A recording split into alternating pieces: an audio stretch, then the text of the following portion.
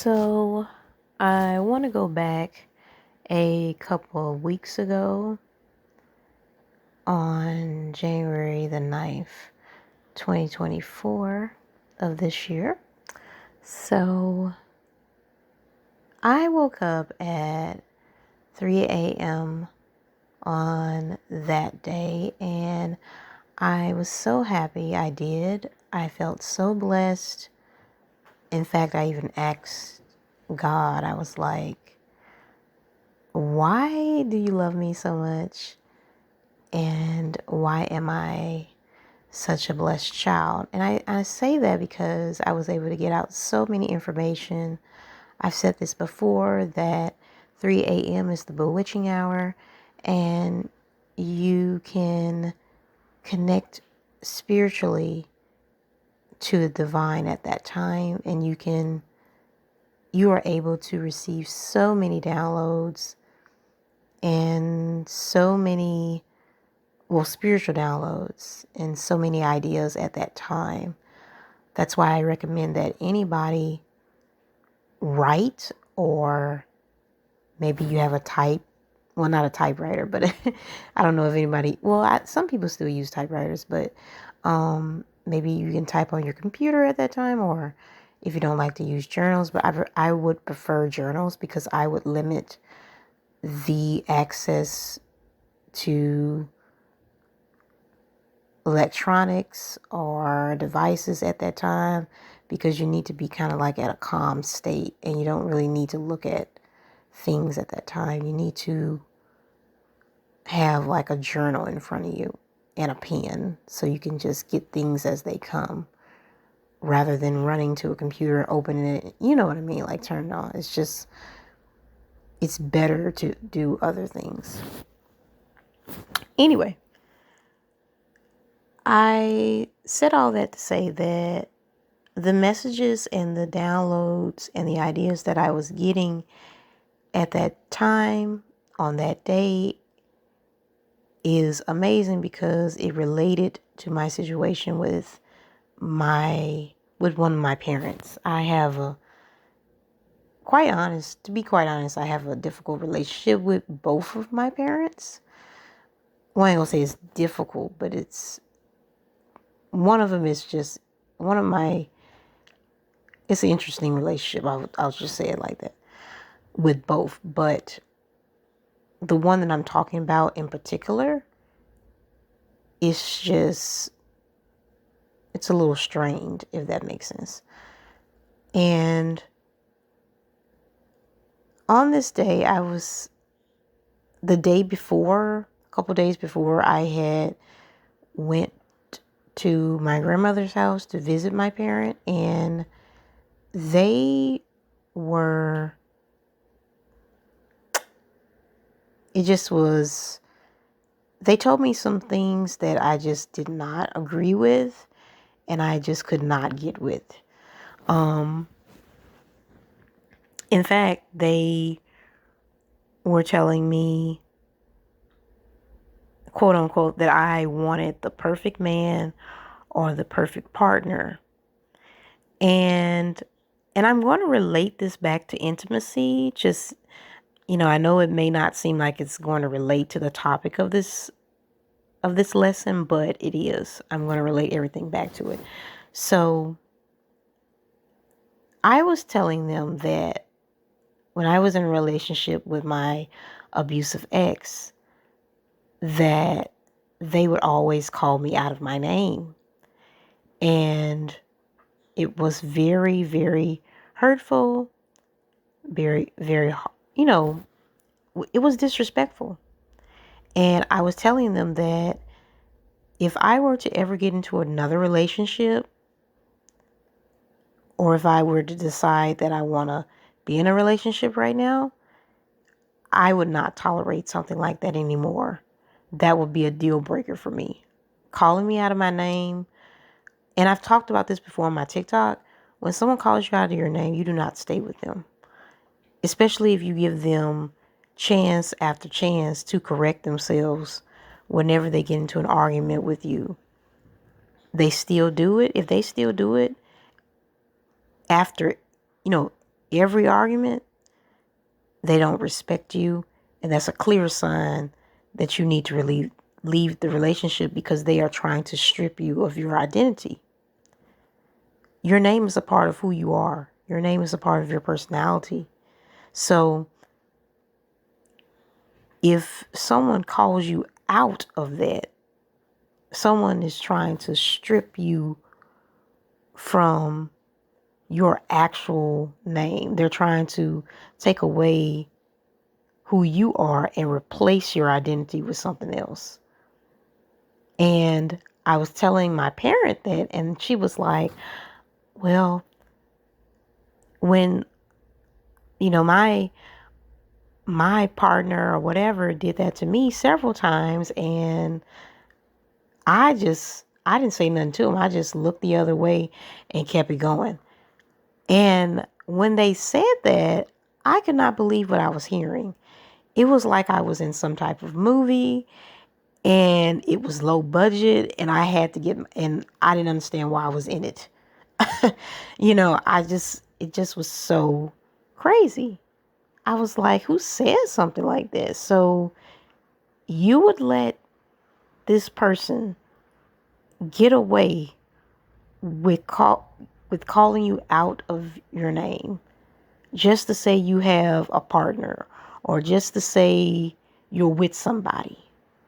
And it's just mind-boggling to me. But I said all that to say that I understand why they have that notion. They have that notion that they are supposed to deal with or accept.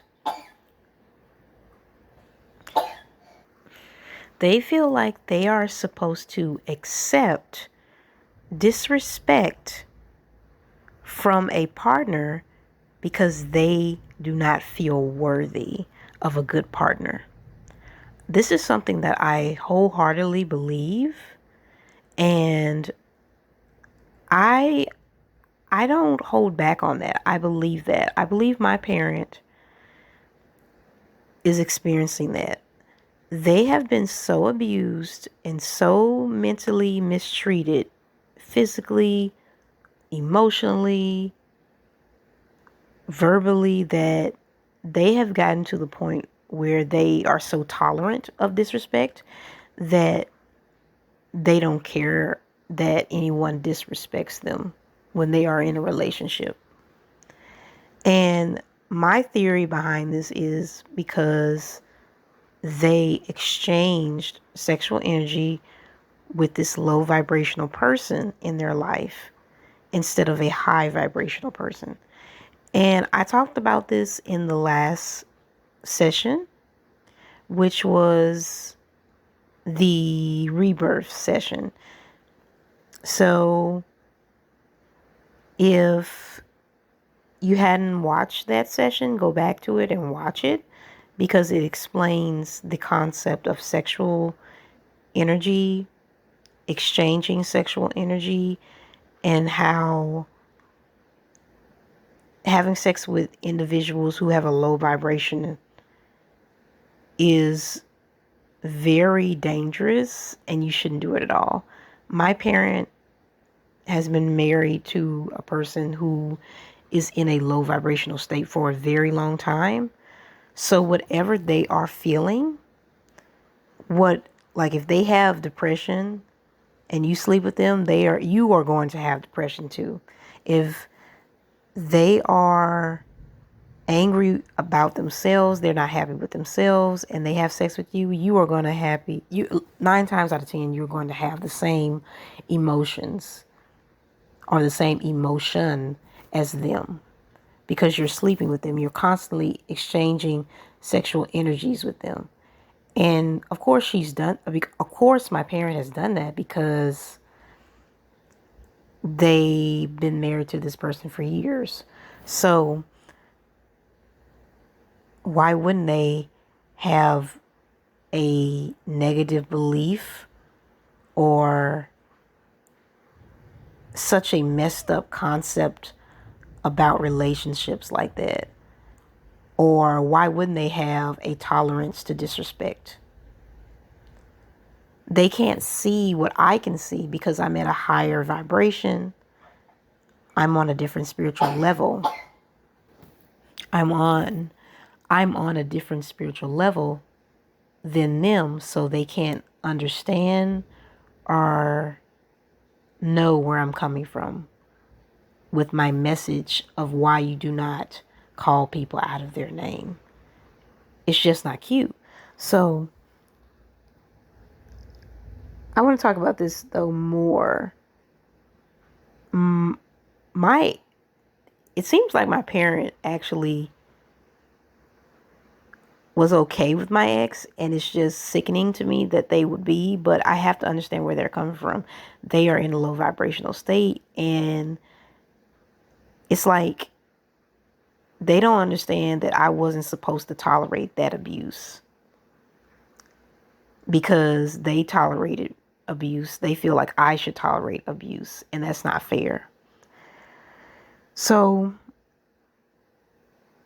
I don't want to lose my train of thought. I'm trying to go back to where I left off at. I'm still looking at my journal. You know, I always look at my notes whenever we do lessons, you guys and girls. So let's talk about this. My ex always tried to prevent me from waking up at the spiritual hour. Like, you know, like 3 a.m. to 4 a.m. Even 5. I think 5 can be a really good spiritual hour as well. I used to wake up at 5 as well. And they would always try to prevent me from waking up at that hour, you know, between those hours or at that hour.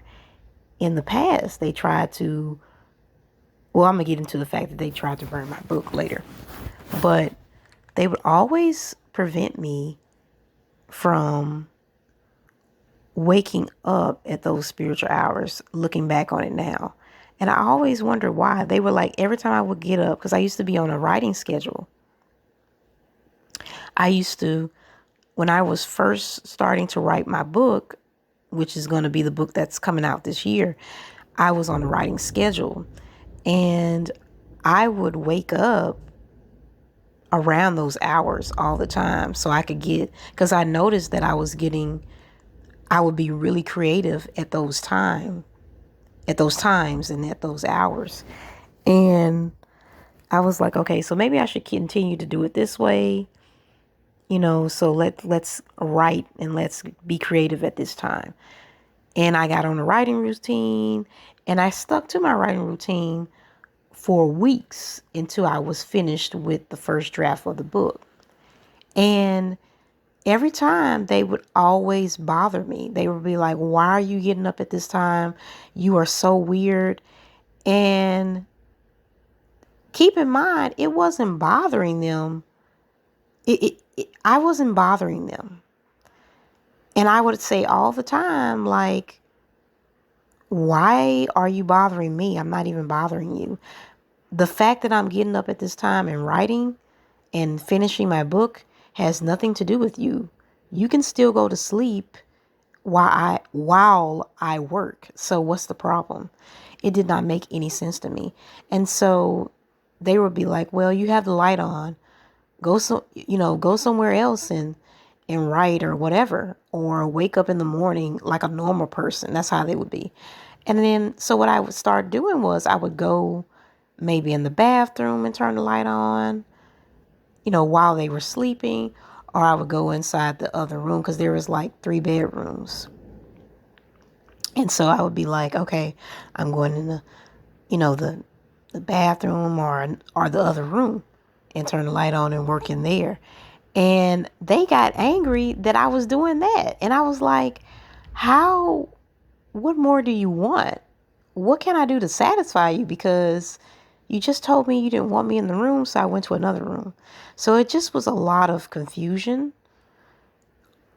And I know why. The spirit in them was trying to stop me, was trying to prevent me from writing this amazing book, from writing down what will probably, well, it was trying to stop me spiritually. The spirit in them was trying to stop me from developing something that would change my life, because I feel like this is the year 2024. I couldn't see all the way into 2024. This was 2021, or I believe this time was, or was it 2022? I think it was 2022. And this was the time I couldn't really see into the future in 2021 or 2022. I couldn't see 2024 because 2024 hadn't gotten here yet. It's here now.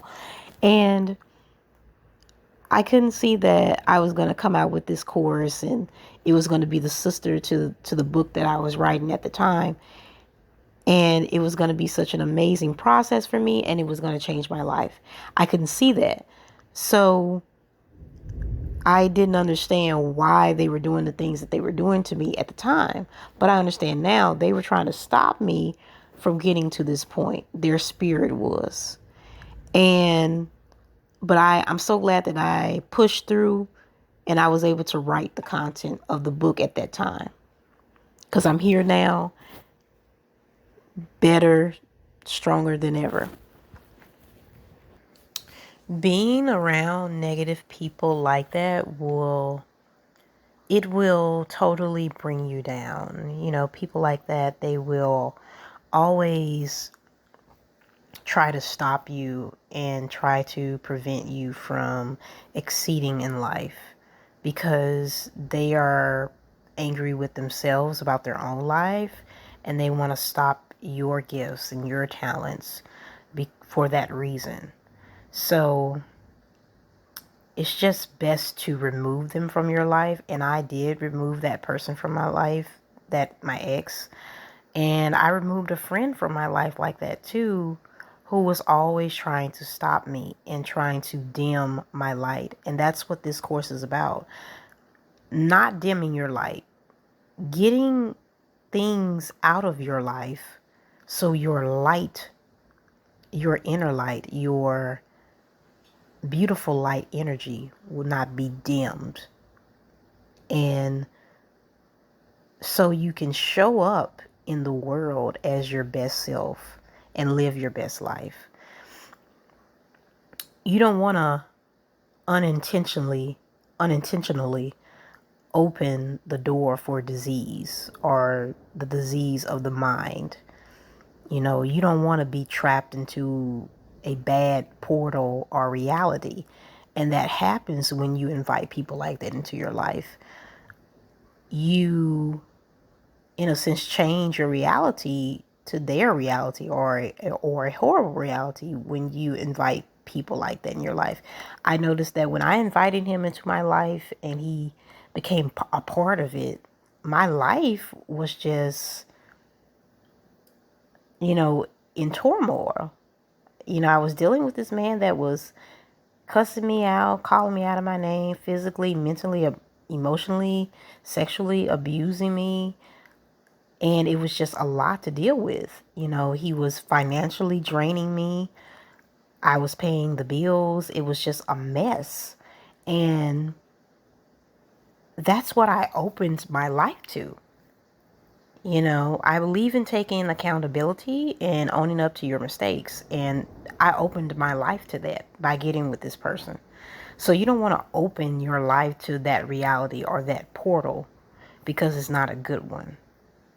And that brings me to my next point. Close your door, which is intimacy to me. Closing the door is intimacy. And I watched this wonderful video on intimacy. I probably can find it and link it below for you all. But it was this wonderful video on what intimacy is. And the speaker in the video said that that's what it was. You are shutting your door and you are preventing people from invading your privacy and only sharing a deeper level with a special person who is worthy of your time and your privacy. So intimacy is key. And a lot of us have lost the meaning of intimacy because we're so involved in not having an intimate moment, if that makes sense. Like with hookup culture nowadays, there's no intimacy to hookup culture. You're getting with a person and you're going super fast with them. You're allowing them to come into your space without knowing them. And if you don't know them, you're not on a deeper level with them. You can't understand what innermost is. Look up the etymology of innermost. That's a special word that we're going to have. It's one of the words to know for this lesson. But just look up the etymology of innermost. It's a very interesting meaning. Innermost is experiencing a deep meaning. Innermost is having a deep connection to something. Connecting on a deep level. That's what innermost means to me. Connecting on a deep level and having that sense of privacy, having that sense of specialty. Special, something special among you. And this is why you have to remove people from your life who do not align with your purpose, because they shouldn't share that intimacy with you if they are careless with you, careless with your vision, careless with your purpose. So, for example, and I love this analogy that I created about intimacy. So, intimacy, for example, like, let's look at an expensive fashion brand. And I love this analogy. I don't know why. It's just amazing.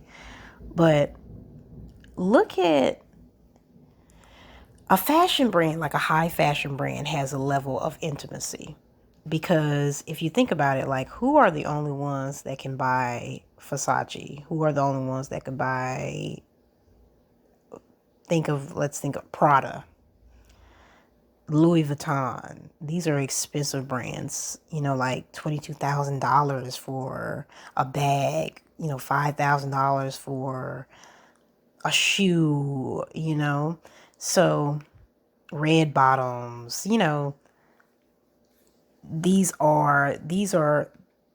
those items are considered expensive. And people who are at a lower income are more than likely, they can't afford those brands, so they don't buy them. The people that are buying those brands are people who have the money to buy those brands. So there is a level of intimacy to the brand, because not everybody can buy the brand. Only people who are able to afford the brand are able to buy it. So the people who can't buy it can only imagine how it feels, can only imagine how it is to be in contact with that. They can only imagine how it feels to have that item, but they don't have the item. They can only imagine. Whereas the individuals who buy the brand and have possession of the items from the brand are touching it. They are in close proximity to it, and they are having a deep level with it, and they are in private with it because they have bought it. They have access to it because of the money that they have. So they are the only ones that can access it because they can afford it. So there is a level to there is a level of intimacy to high fashion brands that are expensive. Not everybody can buy them. And I think that's amazing. So that makes the brand what we call that is special. The brand is special because not everybody can have it. It's not available for everybody. And it's meant to be that way.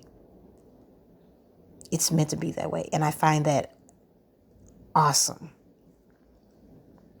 Just like with scholarships, everybody cannot win them. Only one person can win. That's a level of intimacy. Only the best person who wrote the best essay can win. So that's a level of intimacy. That's privacy. This lesson was coming to me in a download on the 9th of January this month about this. This was a realization of this. I realized this. This is something amazing. This is like one of the best ways, in my opinion, to explain what intimacy really is. And I feel like this is how we should be in life.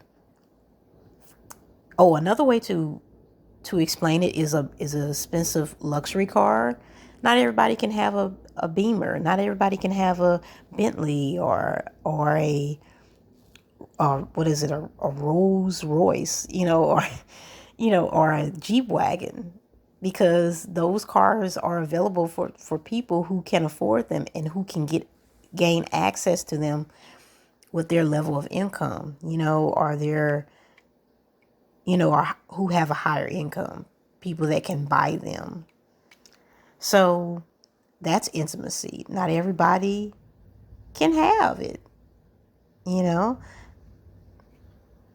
and I feel like that's how we should be in life. We should not allow people to have access to us, because everybody should not be able to have access to us. Remember what I said in the rebirth, the honor the womb session, that we should practice absence. We should practice being unavailable, because we shouldn't be available to everyone. That's how we gain our intimacy. That's how we gain what is called innermost, because that is something that we should cherish and take pride in, because we should not allow people access to us. We should not allow people to have access to our bodies, especially people we don't know. We don't know what kind of energy they are trying to exchange with us when they come in contact with us sexually. They could be trying to disperse negative energy that is so bad for our psyche. So it is very important to take caution and to remember what intimacy is when it comes to things like that. And I noticed when I was with my ex and when I was exchanging energy with him, I always was at a lower vibration. Even though I was writing my book and I was getting things out onto the paper, and like I said, I was getting all of these ideas, I was never really able to focus, and never really able to focus like I am now with my creative journey and my creative, writing or what have you, while I was with him. I would have never really, in fact, I don't even think I would have ever launched this course or be launching the book or whatever if I had stayed with him, because he was that's how much he was bringing me down in life. And he actually tried to burn my book. He was so demonic and so at a low vibrational state of him, he was in a bad place mentally. So he was trying to burn my book. He was trying to destroy it. He was mad that I was creating, and I think he thought I wasn't serious, because at first he was encouraging me. He was like, yeah, you should write a book. You should do this and do that. That'll be amazing. But then when he started to realize that I was doing it and I wasn't playing, and I actually started to do the work, he got so angry. He started saying just negative things. One thing about a narcissist, and I hate to use that word because I feel like people use it loosely now, but that's kind of like, he has the characteristics of a narcissist. So I'm just gonna say it like that. One thing about them, they will tell on themselves all the time. Like if you sit back and you listen to them, they will always tell on themselves.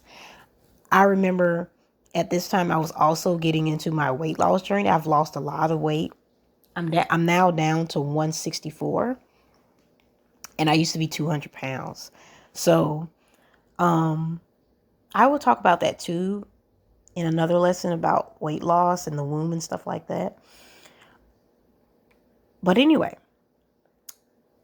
I was also starting to lose weight, and I was on the treadmill one day, and I was showing him like I think I got off the treadmill. I got off it. I had just got through with a running session. So I was running and then I stopped. And I had showed him a picture of how I wanted to look. I was showing him a picture of Kathy Drayton. I think that's the bodybuilder. She's a bodybuilder. She's like a fitness model. And I was showing him, I was like, she has such an amazing body. I would like to look like that. I like to have my stomach flat, body like. And then he was like, if you're trying to look like that,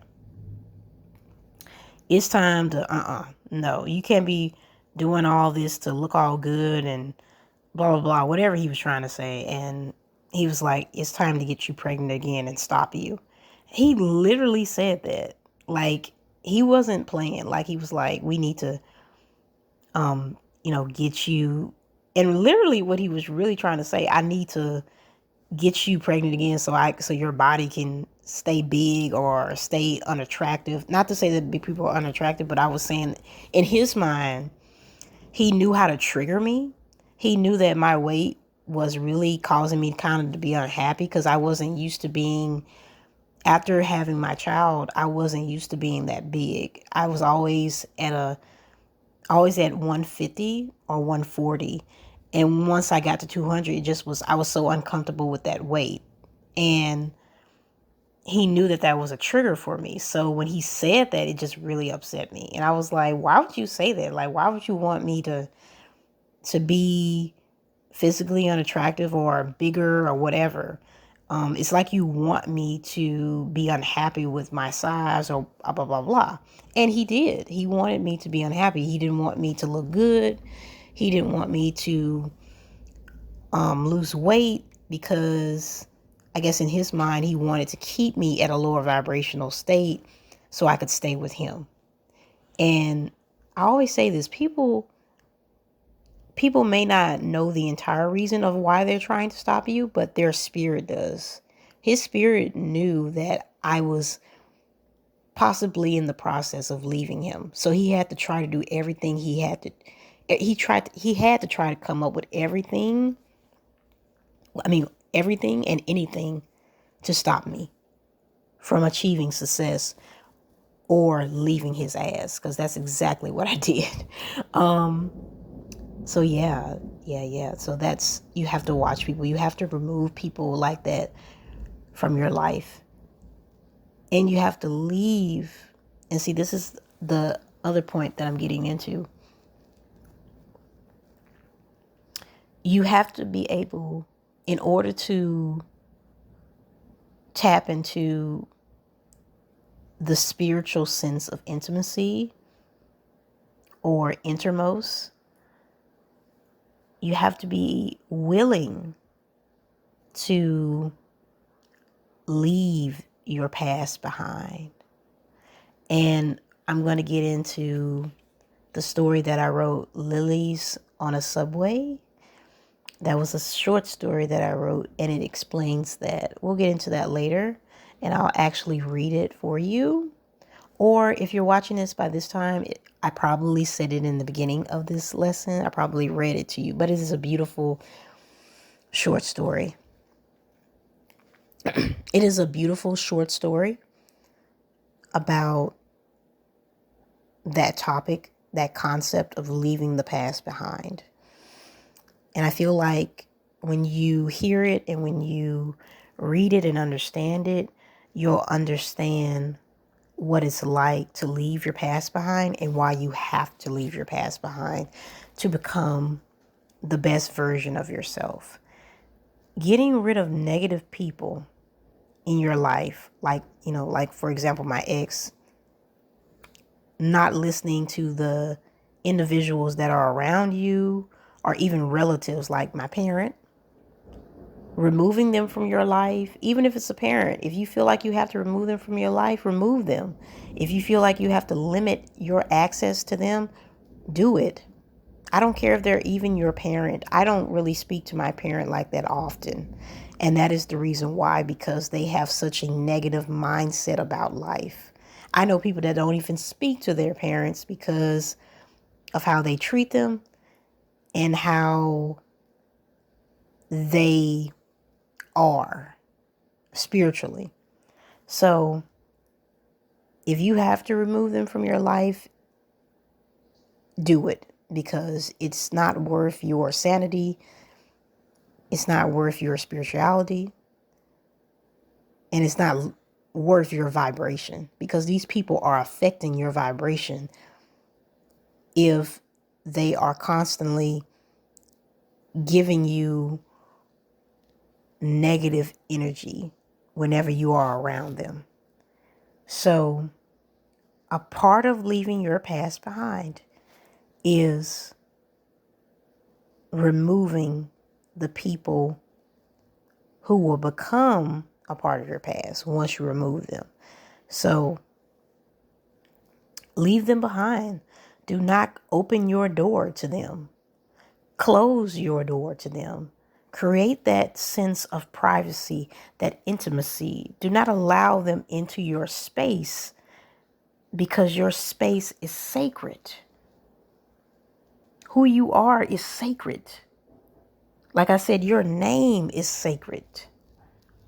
That is a sacred entity. Your name is amazing.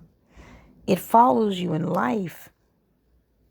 And you cannot allow people to strip you of that and give you another name like the B word or MFer or, all these negative curse words. That's why they call them curse words, because when people call you those names, or they speak those names to you, they curse you with their words. And we all know that there is power in, I'm trying to remember how they say it, that there is power in the tongue. It really is.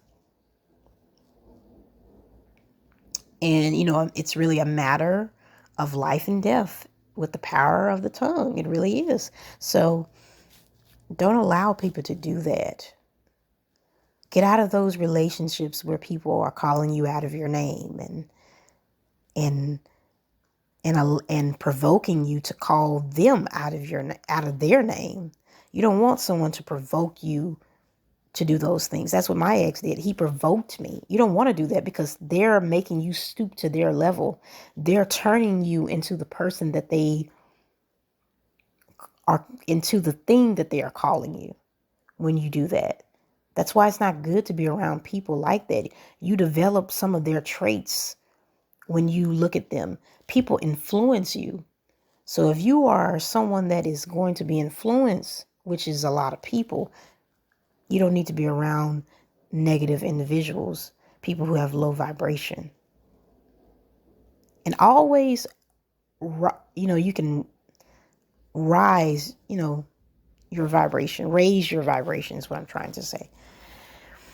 Raise your vibration enough where you realize that these people are no good for you. Start speaking affirmations in your life. Create affirmations. Read the affirmations of this course, because this course has powerful poetry affirmations that I've already written for you. And the book is going to have even more. The book is a whole book, so it's going to have more to it than the course. But the course poetry is amazing. The course poetry is some of the poetry that's going to be in the book. So listen to those poetry affirmations. Start repeating them. You can change them if you want to, tweak them a little bit in your journal. Don't share them with other people. The course information and resources are just for people a part of this course and who are enrolled. So don't share them with anyone. This information is for you because you pay to have access to this information. So do not share this with anybody else but yourself. Keep this to yourself. Keep print the poetry affirmation out. Maybe you can change it a little bit in your journal, to fit your personality or to fit your concept. So, or your idea. Because I've read several books, about affirmations, and I've read them, and sometimes I change affirmations up a little bit. So like I'll change different words up with the affirmation. So it's up to you. Be creative and tell me what you like about the poetry. I'm always open to hear what you have to say. I'm open to interpretation. I love to hear other people's interpretation of my work. So let me know how you like it. Also, we're not going to have a poetry affirmation for this lesson. It's going to be the short story for this lesson, which is Lilies on a Subway. And you're going to kind of analyze that story and kind of relate to it. And I want you to kind of read it and kind of really try to understand it. I feel like stories can really help us in our life. They give us like the stories that I would read when I was a child, like fairy tales, and I always thought fairy tales like Hans Christian Andersen's fairy tales. He redid a lot of the fairy tales and he wrote his own fairy tales. Hans Christian Andersen did. And a lot of his fairy tales had meanings behind them, important meanings to, important messages to learn to better your life. And I feel like short stories do that. Short stories allow us to look at life in a different way, especially fairy tales. And they help us change our life in a sense. Like with Cinderella, Cinderella realized that she was not supposed to be in poverty. Cinderella realized that she was a princess. She didn't have to be a servant girl for her stepmother and stepsisters. She realized her importance in life. So I feel like, fairy tales can really help us in a sense, and short stories, period, can help us.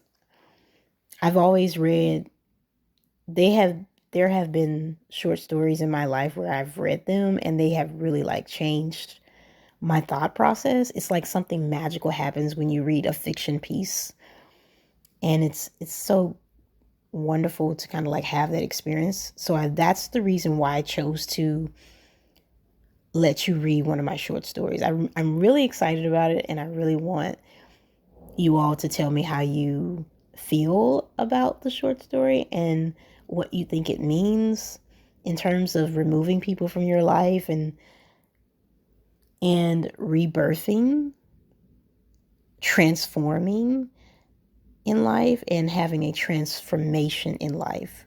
How do you think the story relates to that concept? And how does it relate back to our Honor the Womb session and the other lesson in that, the incubation stage and all of that. So I'm just excited because I love short stories and I feel like they are amazing. Even with, as a little girl, I read this story called the Fir Tree by Hans Christian Andersen. So he wrote that too, and it was a beautiful story. It was kind of sad at the end, but I feel like it had a wonderful meaning behind it. You'll have to read it. It's really good. You can actually find it for free online. They have it for free where you can read it, but it's a really good story. Another great story about him is The Red Shoes. That was a good one too. So yeah, short stories are awesome, and that's why I chose to have a short story for this lesson instead of a poetry affirmation. So enjoy. Love ya, and I'm so glad that we had this conversation about innermost and the concept of intimacy. I hope you really understand that, because it's quite powerful. I remember even even talking to like I said, I'm a peer counselor. I'm a breastfeeding peer counselor for the state of Louisiana. And I remember even talking to a participant for WIC, and I was counseling her about breastfeeding. And she was saying that we were trying to come up with ways for her to pump at her job. So whenever she does have the baby and she starts going back to work, she can be able to save milk and store it for later. And she was telling me that she did not want to pump really at her job, at the office that she was in, because people could see, and she'd rather pump in a private area inside of the place. And they did have a private area inside the place for her to pump. But she was saying that she was telling me that she didn't want to just bring the pump to her regular cubicle and pump in front of everybody, because she wants her privacy. And I don't blame her. She wants her intimacy. That's her level of intimacy, having pumping in private. She doesn't want anyone to invade her space. She doesn't want people to know she's pumping, or she doesn't want people to see that she's pumping. Even though there's a way for her to put the pump under her shirt and pump while she's at her desk, she doesn't want people to see what she's doing. And that's her opinion. That's her privacy. We have to respect people's intimacy. I like that she's doing that, because I feel like she's respecting herself, you know. And she said the cubicle that she's in, men pass by it all the time. She doesn't want them to catch a sight, catch her, with the pumping and she just doesn't want to do that. And she doesn't want to risk them seeing her breast or whatever, so. And she doesn't want to do the thing where she puts it on where she puts the pump under her clothing. I suggested that to her. She doesn't want to do that, so she's just going to go to a private cubicle where they can't see her pumping. And that's fine. She wants her level of privacy. And that's great. And that's what I'm saying. We should be like that. We should all be like that. We should all respect our privacy. We should respect our intimacy. I'm going to leave this with: close your mind. Close your mind to things that no longer serve you. Don't open your mind to disease.